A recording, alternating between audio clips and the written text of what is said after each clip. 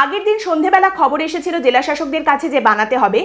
আজ সকালে সংবাদ মাধ্যমে জানা যাচ্ছে যে বিভিন্ন জেলায় হোল্ডিং সেন্টার শুধুমাত্র প্রস্তুত হয়ে গেছে তাই নয়, তারই সঙ্গে সেখানে অনুপ্রবেশকারীদের রাখার কাজও শুরু হয়ে গেছে।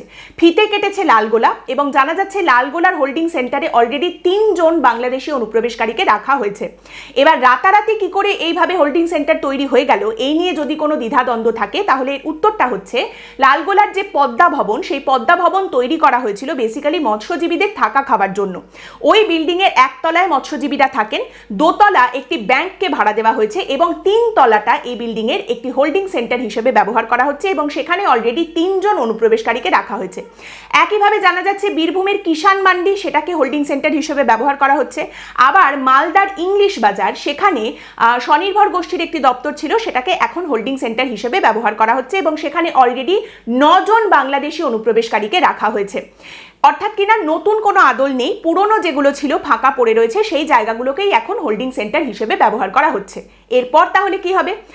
ডিটেক্ট হয়ে গেলে এরপর যেটা হবে সেটা হলো ডিলিট এবং ডিপোর্ট। আপনারা জানেন যে নবনির্বাচিত বিজেপি সরকার পশ্চিমবঙ্গে অনুপ্রবেশকারীদের ক্ষেত্রে এই ডিটেক্ট, ডিলিট এবং ডিপোর্ট এই নীতি গ্রহণ করেছে। আর সব জায়গায় যাতে এই নীতি অত্যন্ত তৎপরতার সঙ্গে বলবৎ করা হয় সেই নির্দেশও কিন্তু পৌঁছে দেওয়া হচ্ছে। আপনারা জানেন যে পশ্চিমবঙ্গে ভোটের ময়দানে বিজেপির তরফ থেকে অন্যতম 2টি দাবি সামনে রাখা হয়েছিল। এক হচ্ছে গরু পাচার বন্ধ করা হবে এবং 2 অনুপ্রবেশ বন্ধ করা হবে।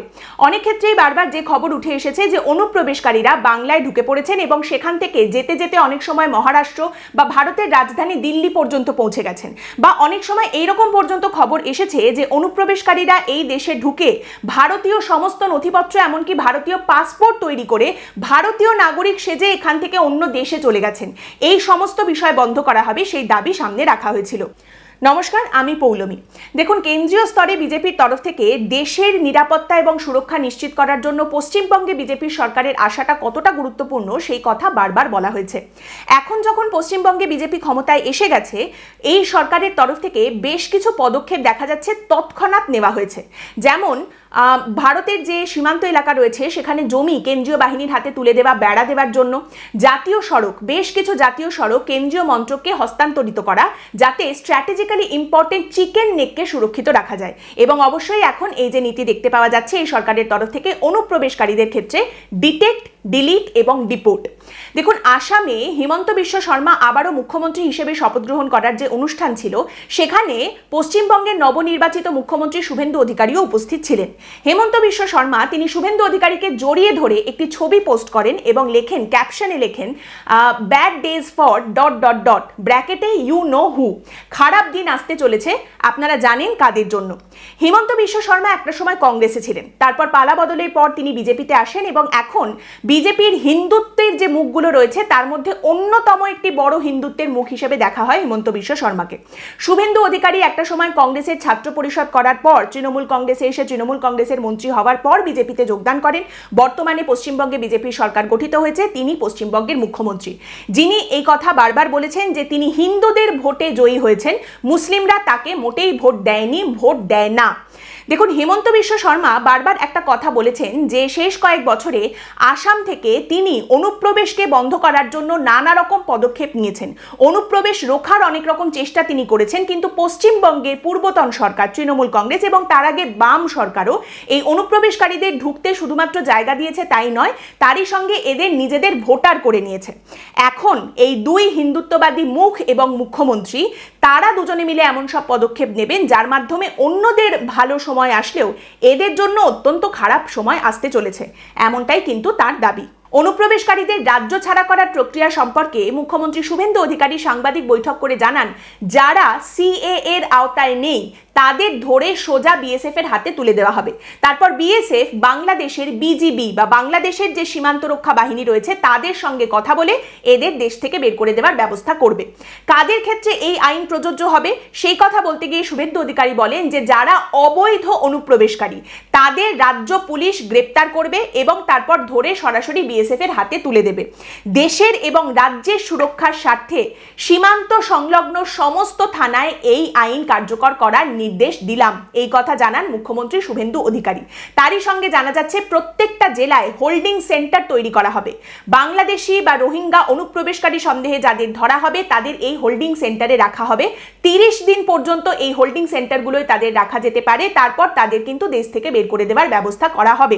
তারই সঙ্গে মুখ্যমন্ত্রী জানিয়েছেন যে শুধুমাত্র এখন যাদের এই অনুপ্রবেশকারী হিসেবে গ্রেপ্তার করা হচ্ছে তাদের নয়, এর আগেও অনুপ্রবেশকারী হিসেবে যারা গ্রেপ্তার হয়েছেন, যাদের অলরেডি দেশ থেকে বের করে দেওয়ার প্রক্রিয়া চলছে, তাদেরও এই হোল্ডিং সেন্টারে নিয়ে এসে রাখা হবে।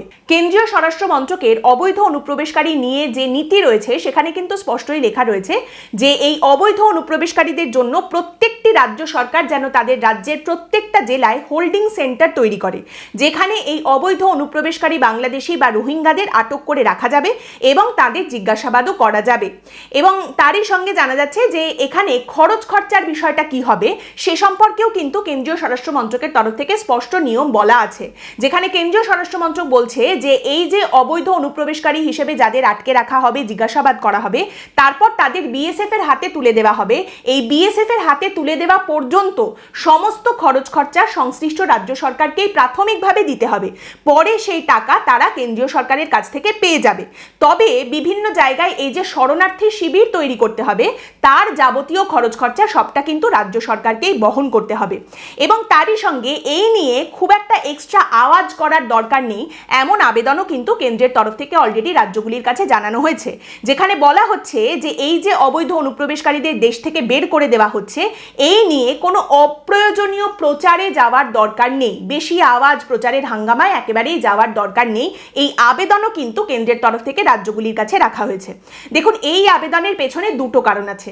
এক হচ্ছে বাংলাদেশের সঙ্গে সম্পর্ক তিক্ত হোক, এটা অবশ্যই দিল্লি চায় না, এবং তারই সঙ্গে দ্বিতীয় কারণ হচ্ছে এই নিয়ে বিরোধীরা যদি আবার খুব বেশি বিরোধিতা করতে শুরু করে দেয়, বেশি প্রচার করলে মানবাধিকার লঙ্ঘন হচ্ছে বলে তারা যদি সুপ্রিম কোর্টে চলে যায়, সেক্ষেত্রে মামলা টামলায় আটকে গিয়ে এই প্রসেসটা আরো ধীরে হয়ে যাবে, আরো স্লো হয়ে যাবে, সেটা তারা চান না।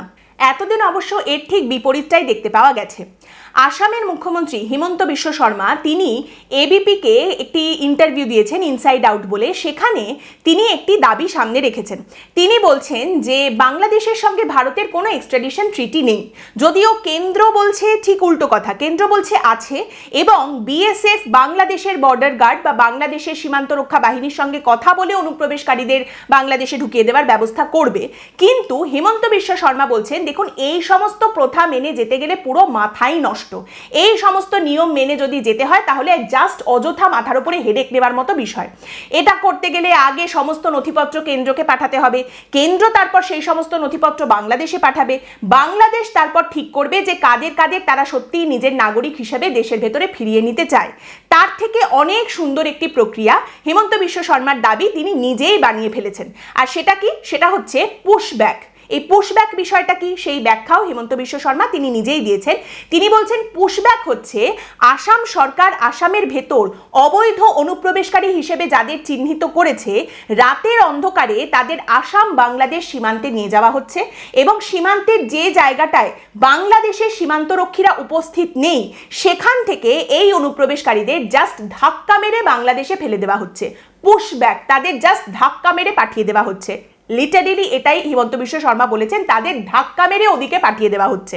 এবার যাদের এইভাবে ধাক্কা মেরে বাংলাদেশে পাঠানো হচ্ছে তারা আবার ওই একইভাবে তো আসামে ফিরে আসতে পারে, তাদের সেক্ষেত্রে আবার জড়ো করে নিয়ে গিয়ে সেই রাতের অন্ধকারে ধাক্কা মেরে বাংলাদেশে ফেলে দেওয়া হবে। মানে মনে করুন একটা টেনিস ম্যাচ চলছে দুটো দেশের মধ্যে, মাঝখানে বল হিসেবে ব্যবহৃত হচ্ছেন কিছু মানুষ। হেমন্ত বিশ্ব শর্মার দাবি হচ্ছে এখনো তার আবার ক্ষমতায় আসার পরেও আসামে 17 থেকে 20 লক্ষ অবৈধ অনুপ্রবেশকারী এখনো রয়েছেন। শুভেন্দু অধিকারী এমন কোনো মন্তব্য এখনো পর্যন্ত করেননি, এরকম কোনো শঙ্কার কথা এখনো পর্যন্ত পশ্চিমবঙ্গের মুখ্যমন্ত্রী সামনে রাখেননি। তবে আপনাদের নিশ্চয়ই মনে আছে ভোটের আগে এসআইআর এর সময় বিরোধী দলনেতা শুভেন্দু অধিকারী সেই সময় বলেছিলেন যে বাংলাদেশি অনুপ্রবেশকারী রোহিঙ্গা যতজন বাংলায় ঢুকে বসে রয়েছেন তাতে মোটামুটি 1 কোটির বেশি মানুষের নাম তো বাদ যাবেই। এসআইআর প্রক্রিয়ায় আপনারা জানেন এখনো পর্যন্ত প্রায় 25 লক্ষের বেশি মানুষ কিন্তু আটকে রয়েছেন, এখনো তারা লাইনে দাঁড়িয়ে রয়েছেন যে তাদের নামটা আদৌ ভোটার তালিকায় উঠবে কি উঠবে না, এবং সেই লাইন অত্যন্ত ধীর গতিতে এগোচ্ছে, যাদের কথা বলতে গেলে প্রায় প্রত্যেকটা রাজনৈতিক দলই ভুলে গেছে। এখন এদের মধ্যে হিন্দুরাও রয়েছেন, আবার মুসলিমরাও রয়েছেন।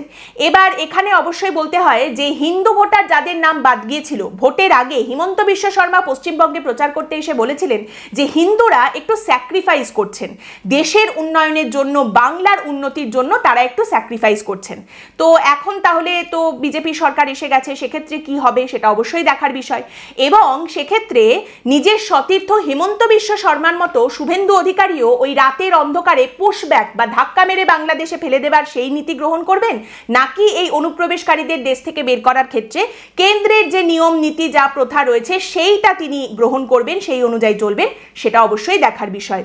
এবার কেউ প্রশ্ন করতেই পারেন যে যদি এইভাবে অবৈধ নাগরিকদের বের করে দেওয়ার যে প্রক্রিয়া, তার মধ্যে যদি দেখা যায় ভারতের কোনো বৈধ নাগরিককে দেশ থেকে বের করে দেওয়া হচ্ছে, বা বিশেষ করে কোনো বৈধ সংখ্যালঘু নাগরিককে ভারত থেকে বের করে দেওয়া হচ্ছে বা আটকে রাখা হচ্ছে, এটা যদি দেখতে পাওয়া যায় তখন কি হবে?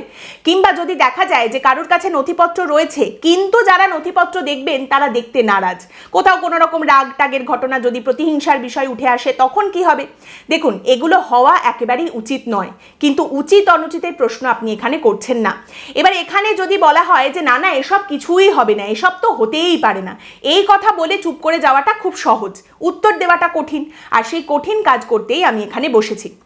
এর উত্তর হচ্ছে, প্রথম কথা, মুখ্যমন্ত্রী পদে যে ব্যক্তি রয়েছেন তার উপরে প্রাথমিকভাবে এটা অনেকটাই কিন্তু নির্ভর করবে।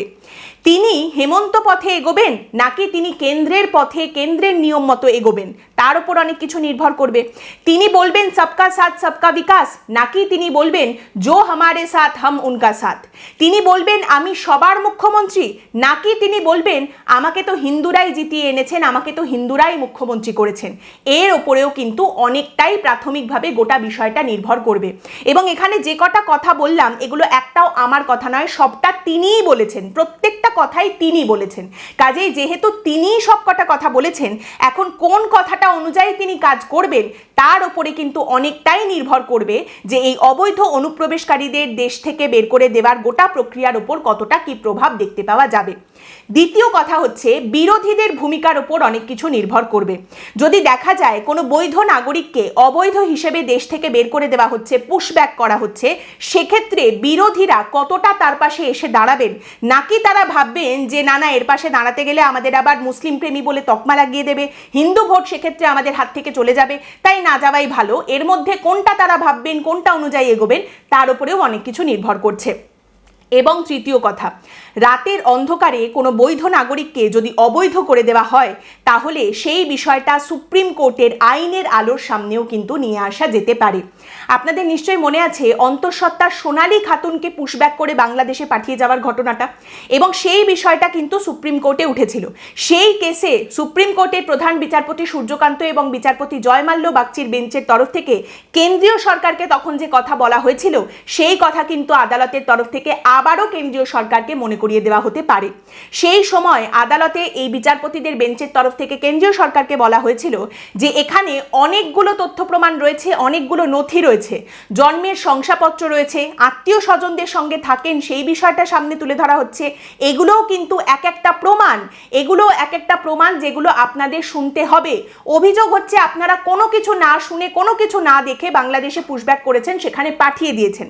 তারই সঙ্গে বিচারপতিরা সেই সময় কেন্দ্রীয় সরকারকে বলেছিলেন যে দেখুন, কেউ অবৈধভাবে ভারতে প্রবেশ করেছে, তাদের আপনারা পুশব্যাক করতেই পারেন, সেখানে কোনো আপত্তি নেই, কিন্তু একজন ব্যক্তি তিনি যদি বলেন তিনি জন্মেছেন ভারতে, বড় হয়েছেন ভারতে, তাহলে সেক্ষেত্রে তার অধিকার রয়েছে, তার কথা শুনতে হবে, তার কথা শোনা উচিত। তারপর তাকে বাংলাদেশের জেল থেকে উদ্ধার করে আবার ভারতে ফিরিয়ে আনার প্রক্রিয়া সম্পন্ন করা হয়, এবং গোটা জিনিসটাই শুরু থেকে শেষ পর্যন্ত প্রায় 6 মাস সময় লেগে গিয়েছিল সুপ্রিম কোর্টের সাথেও। এবার দেখুন, কিছুদিন আগে মুখ্যমন্ত্রী শুভেন্দু অধিকারী তিনি একটা জায়গায় বলেছেন অবৈধ অনুপ্রবেশকারী বা বাংলাদেশে অনুপ্রবেশকারী হিসেবে যাদের ধরা হবে তাদের আদালতের সামনে পেশ করার কোনো দরকার নেই।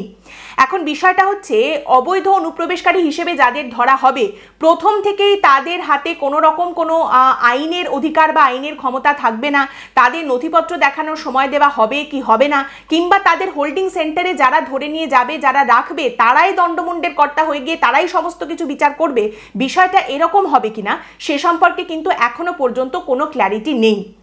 বিষয়টা হচ্ছে আমাদের দেশকে সুরক্ষিত করার জন্য ভারতকে অনুপ্রবেশকারী মুক্ত করতে হবে, এটা অবশ্যই দরকারি। একই সঙ্গে কাউকে যদি অবৈধ নাগরিক হিসেবে চিহ্নিত করা হয়, তার আত্মপক্ষ সমর্থনের একটা জায়গা, তার নথিপত্র দেখানোর একটা জায়গা তাকে দিতে হবে, এটাও কিন্তু দরকারি। যেমন মুখ্যমন্ত্রী শুভেন্দু অধিকারী এবং স্বরাষ্ট্রমন্ত্রী অমিত শাহর কথা যদি বিশ্বাস করতে হয়, তারা বলেছেন যে এবারের এসআইআরে যে সমস্ত মুসলিমদের নাম উঠে গেছে ভোটার তালিকায়, তাদের আলাদা করে আর নাগরিকত্বের প্রমাণ দিতে হবে না। তাহলে সেক্ষেত্রে তাদের সঙ্গে কোনো রকম কোনো সমস্যা আবার নতুন করে এখানে তৈরি হবে না, সেটা আশা করা যায়। কিংবা যাদের নাম এখনো পর্যন্ত ট্রাইব্যুনালে আটকে আছে, এখনো পর্যন্ত যাচাই হয়ে বিষয়টা সামনে আসেনি যে তাদের নাম ভোটার তালিকায় উঠছে না বাদ চলে যাচ্ছে, সেক্ষেত্রে সেই যাচাই প্রক্রিয়াটাকে হয় তাড়াতাড়ি শেষ করতে হবে, আর না হলে যতক্ষণ না পর্যন্ত যাচাই হচ্ছে ততক্ষণ পর্যন্ত অপেক্ষা করা। এর মাঝখানেই সেই নামগুলোকে ধরে নিয়ে টানাটানি, তাদের পুশব্যাক করা, অন্ধকারে বর্ডারের ওপারে ধাক্কা মেরে ফেলে দেওয়া, এই বিষয়টা যেন না হয় সেটাও আশা করা যায়, সেটাও হওয়া কিন্তু খুবই দরকারি। এবার এগুলো গেল নীতির কথা, আইনের কথা। আপনি যদি কট্টর সমর্থক হন এবং আপনি যদি এখন বলেন যে আরে 10 জন অনুপ্রবেশকারীকে বের করতে গেলে তার সঙ্গে যদি 2-4 জন বৈধ লোকজন চলেও যায়, তাদের যদি বের করে দেওয়াও হয়, তাতে অসুবিধা কি আছে? এত বড় একটা কাজ করতে গেলে একটু 2-4টে ভুল তো এরকম হতেই পারে। কিংবা আপনি যদি বলেন যে এটা হিন্দুদের দেশ, এখানে ওরা কেন থাকবে, মুসলিমদের বের করে দাও, এসব যদি আপনার যুক্তি হয় তাহলে আপনার জন্য কমেন্ট বক্স খোলা আছে এবং সেক্ষেত্রে আপনি রাজনৈতিকভাবে সংবিধানকেও কাটাছেড়া করতেই পারেন। আমার কাজ হচ্ছে যেটা, সেটা আপনাদের সামনে রাখা, তারপর আপনি সেটা নিয়ে কি করবেন সেটা সম্পূর্ণ আপনার ওপর। দেখুন, ফাটাকেষ্ট আমার কেউ হয় না, আমি খবর তৈরি করি না, যেটা খবর সেটা আমি শুধু জানাই আপনাদের। আজকের পর্ব এখানেই শেষ করছি। আপনাদের মতামত অবশ্যই জানাবেন। পরের দিন দেখা হবে অন্য একটি বিষয় নিয়ে আলোচনায়। ভালো থাকবেন।